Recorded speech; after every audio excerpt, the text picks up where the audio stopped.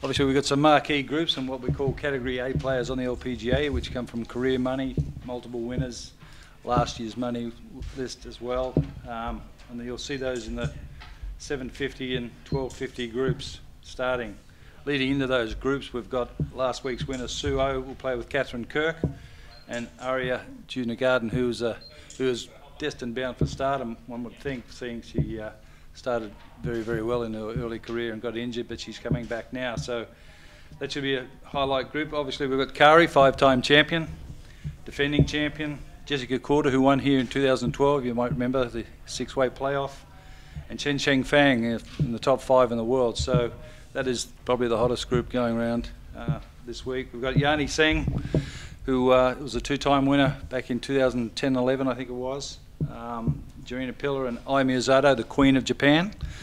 We want to welcome her because she hasn't been here before to play in this championship, so we welcome her. That's great to have her. Julieta Granada was one of those players in the 6-way playoff in 2012. Played with Amy Yang and Christina Kim, who's become a Category A player, so she's making good progress as well on the LPGA Tour. If we go into the PM segment, we've got Cheyenne Woods, who probably doesn't need a lot of introduction, but this is her first tournament playing as an LPGA member, so that's significant. Mariana Skapnoid, who won the Victorian Open a couple of weeks ago, and now rising superstar Minjee Lee is going to be the 3rd player in that group, which I think is a great group. Let's hope they all do very well. It'll be nice and be good for television. And then the 1250 group, well, where do we go? Lydia Ko, the stories have been written, and no doubt she'll probably write some stories this week, or you guys will.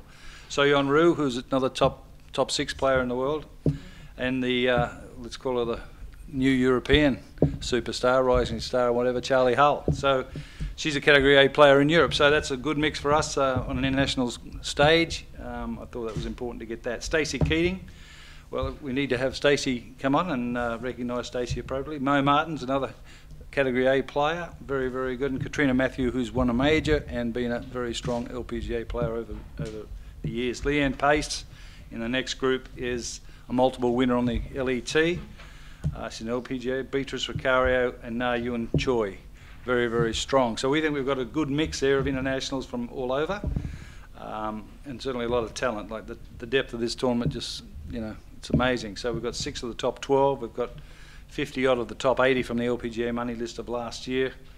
And we've got these other stars that are rising up, Minjee Lee and of course Suo on the back of last week. Let's hope she can take it one step further as well.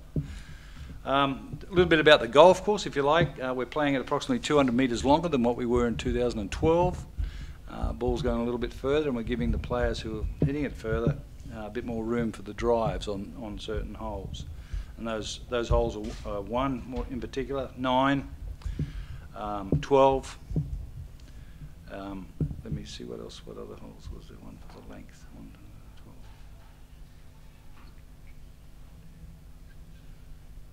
12. 9, 10, 11, 17.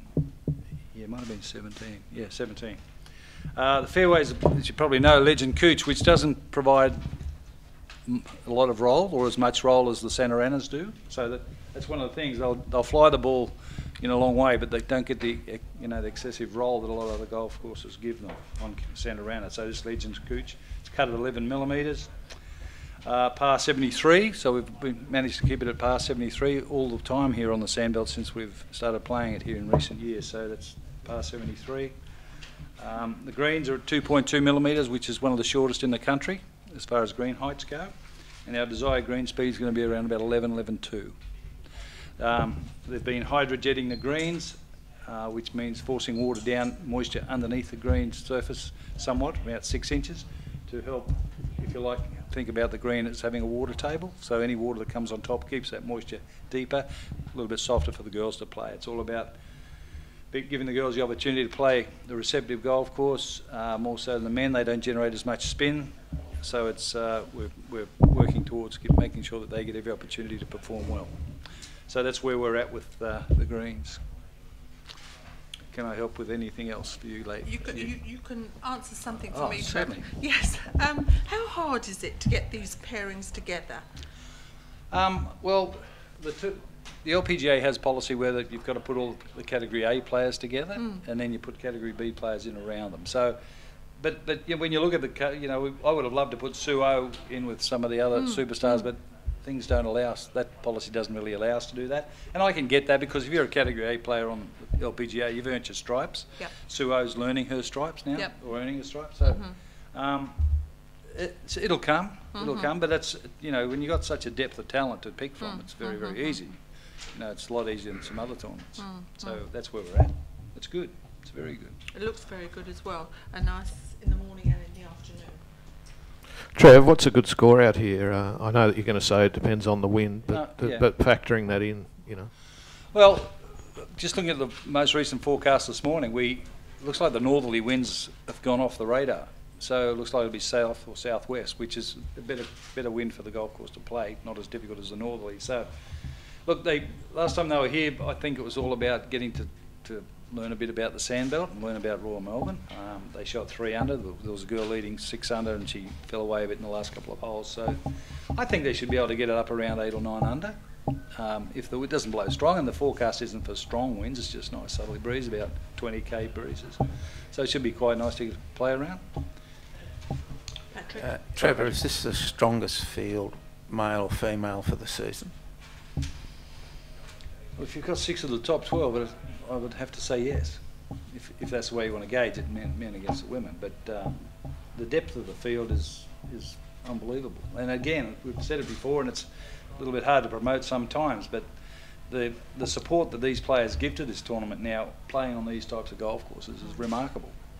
And I guess that's why you get everybody wanting to play US Opens and British Opens and that sort of thing, because they do play on those strong golf courses. Yes, they play for a lot of money and world ranking points, all the rest, but this is a significant field, and we're proud of it, to be honest with you. 2 questions about Royal Melbourne. One, second time we've been back here, obviously, but there's been a lot of things in the interim. The club's really jumped on board with tournament golf again, hasn't it?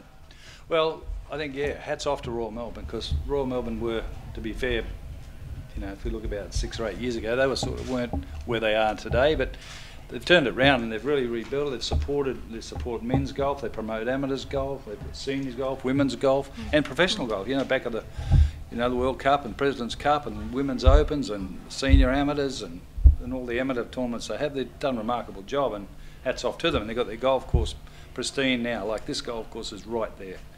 And anyone that walks in here from overseas knows that this golf course is something significantly special. Which leads to my second question. You talked about, was it water jetting? Is that what you said?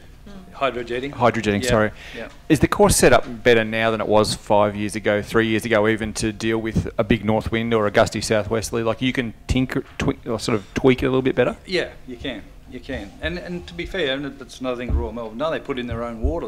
They were self-reliant before on other factors that wasn't in their control. So they've made it where they're in control of their own destiny. They can hydrojet and use water and do it as they've got more grass on the greens now, and they're getting better putting service, and all that's improving each year. And they've got a great superintendent, great manager. Like, it's just everything you'd want to run golf tournaments.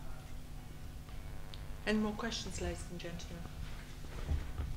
I think just one other thing, Trevor. With pin placements, are they set? Do you know now, or it very much depends on the weather and the wind and the, where that all comes. That's all a huge factor. This golf course is the toughest course in Australia to set up, and it does. I won't set a pin on this golf course until the night before, till I get that latest forecast, because it's so demanding, and you've got to you've got to do it right, and. That's what we do. So we just wait, and if they get it a little bit too firm, we add a little bit of moisture and do the rest of it. Trevor, sorry, one more thing on Suo. You said that if you're allowed, you'd probably even have found it more a high-profile group, perhaps, for her to play with. Well, it's not allowed. It's probably the wrong word. You can push and shove, but I think let's think about her. A lot of people over a number of years, certainly from amateur. I remember when I was doing the tour events. A lot of these people come and say, you've got to put this young pro in with the top team, top groups. Well, I've seen so many of the top amateurs get absolutely crucified and just go to pieces with top players.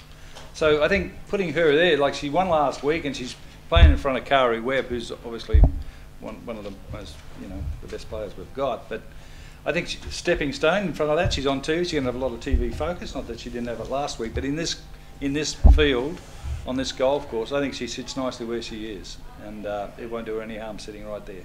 And perhaps in a more general sense, as you said, you've got 6 of the top 12 that it's a great field, but how much of a bonus that what she's done in the last fortnight rolling into this for this as a tournament? How much of a bonus? Well, a bonus that, you know, on top of the field you've got her second 2 weeks ago, wins last week, comes and gives you something. Let me just tell you something.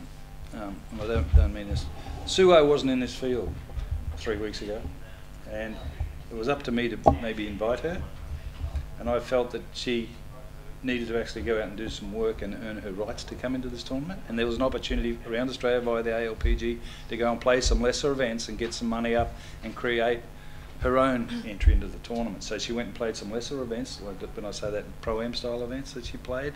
She played last week in Queensland. Now, if I'd have invited her 3 or 4 weeks ago, she may not have played that event last week. But now looking back, she's played the Pro-Am, she's earned some good cash in those. She came up and she won that last week, so she's earned her winner's stripe. So she's done that herself, and she'll get a lot more respect from the other players, that she's done her own thing instead of being from the, you know, Australia's one of Australia's leading players behind Minjee, etc. She's earned her own stripes to come in as an exempt player off the ALPG, and she's done that in 3 weeks. So I think that's a good story for her, and it's certainly a good story for us, because we're able to help another player out. She was always going to be capable of earning her stripes, so she's gone and done it. Trev. Does that make sense?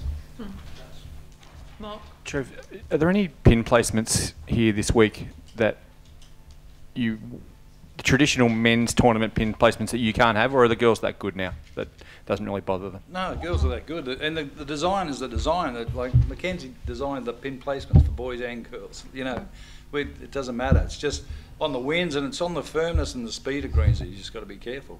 But their golf's Golf's come a long way. There's, you know, we talk about playing the men amateurs and the women amateurs together on the same course in the Australian Amateur Championship. They all just fire at the same pins now. There's no easing off for anybody. It's just full throttle. Patrick? Are men better golfers than women, or are they the same, or are women better than men? I would say if you look at the stats, I'd say that women are less erratic. I would say they're less erratic. They're not as powerful, so, but I think they're less erratic. And I would have to say I think they're more patient. And I think, having watched them and a fair bit of them now, I think they adapt to a bad hole better than what a guy does. You know, now Given their limitations, yeah, the physical limitations, yeah, do they play the game as well as men? my word. There's no doubt with that. No doubt. Trev, off the top of your head, do you know how many amateurs you invited into the field? I know Shelley Shin got in. Shelley Shin won the Australian Amateur. We've taken the Erin Badley Junior International Girl Champion. She's in here. And so is the Junior Champion, Matsumoto, who won the Junior Amateur last year. What's your usual policy with that? Because I just had an email from someone yesterday saying why aren't there more in there? What would you usually do with the leading amateurs? You know, well, roughly amateurs, how many? Both the leading amateurs are in, the Australian Amateur Champion and the Junior Champion. And that's the same with the men's open, the Amateur Champion and the Junior Champion get in. And you might remember at the men's we invited the US Amateur Champion and et cetera, but we haven't had the cause to invite any of those others in.